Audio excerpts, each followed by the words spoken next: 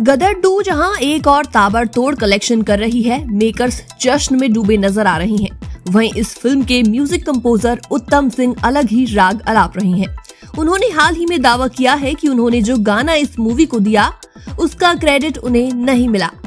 उन्होंने आरोप लगाया है कि मेकर्स ने उन्हें इस बात की जानकारी भी नहीं दी कि वो उनके गाने इस्तेमाल कर रहे हैं। उन्होंने कहा, मैं निकलाओ गड्डी लेके और उड़ जा काले कावां साल 2001 में आई फिल्म गदर एक प्रेम कथा का पॉपुलर सॉन्ग रहा है, जिसे गदर 2 में भी यूज किया गया।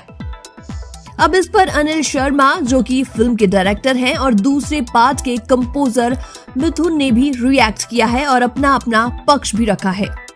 आपको बता दें, बॉम्बे टाइम से खास बातचीत में मिथुन और अनिल शर्मा ने बताया कि वो निराश महसूस कर रहे हैं।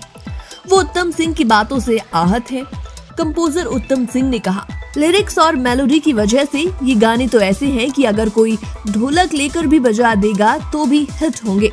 वो मुझे क्रेडिट दे सकते थे, लेकिन क्रेडिट देना तो छोड़िए, बताना भी जरूरी नहीं समझा कि वो मेरे गानों को गदर 2 में इस्तेमाल कर रहे हैं।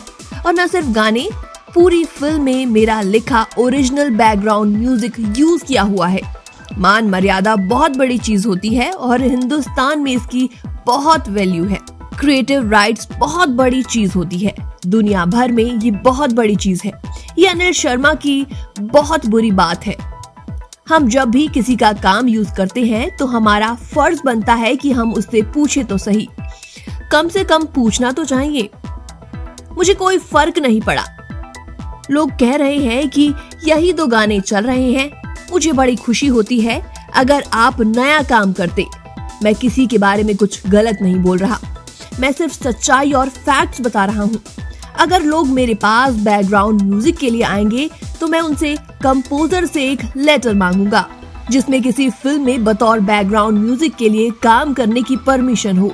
ये हमारे हिंदी म्यूजिक इंडस्ट्री का कल्चर है, बॉलीवुड में ये सब खत्म कर दिया है। वही कंपोजर मिथुन ने कहा कि उन्होंने इस बारे में बात की थी कि उत्तम जी को इसका क्रेडिट दिया जाए और उन्हें ये बताया गया था कि उत्तम जी को ये पसंद आया जो मिथुन ने किया है। गाने के राइट्स लेबल के पास हैं और टेक्निकल रूप से गाने को दोबारा बनाने के लिए ओरिजिनल म्यूजिक कंपोजर की परमिशन की आवश्यकता नहीं है। लेकिन मैंने मेकर से कहा था कि वो पहले ओरिजिनल क्रिएटर से बात करें और ये सुनिश्चित करें कि उन्हें क्रेडिट दिया जाएगा। अनिल शर्मा ने मुझसे कहा था कि वो ओरिजिनल क्रिएटर से बात की है और उन्हें उनका काम दिखाया गया है।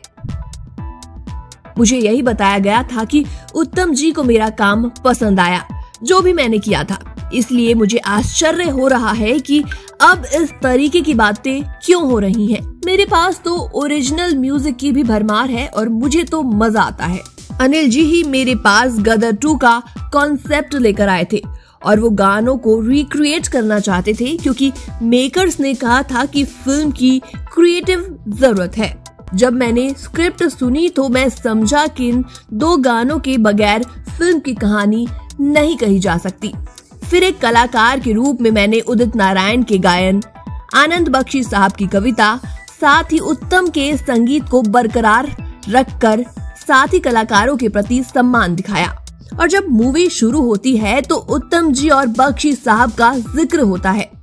गदर 2 के रिलीज के पहले एक सक्सेस मीट रखी गई थी उड़ जा काले कावा के लिए। उत्तम जी को न्योता दिया गया था लेकिन वो नहीं आए थे। वहीं अनिल शर्मा ने भी उत्तम जी के आरोपों पर रिएक्शन दिया है। उन्होंने कहा, मैंने उन्हें सारे गाने दिखाए थे, मुझे हैरानी है कि उन्होंने अब ऐसा स्टेटमेंट दिया है। तकनीकी रूप से राइट्स लेबल के पास थे। मेरा और उत्तम जी का दिल का रिश्ता है और ये सब सुनकर मुझे हैरानी है। मैं तो अभी भी विश्वास नहीं कर सकता। अब मुझे इस बारे में पता चला तो मैं उनसे जरूर इस बारे में बात करूंगा। वैसे आपको बता दें, गदर 2 ने 16वें दिन में करीब 438 करोड़ रुपए का नेट कलेक्शन कर लिया है और इसने KGF चैप्टर 1 को करारी शिकस्त दी है। अगर ऐसा ही चलता रहा तो ये मूवी जल्द ही 500 करोड़ रुपए का बॉक्स ऑफिस कलेक्शन भी पूरा कर लेगी।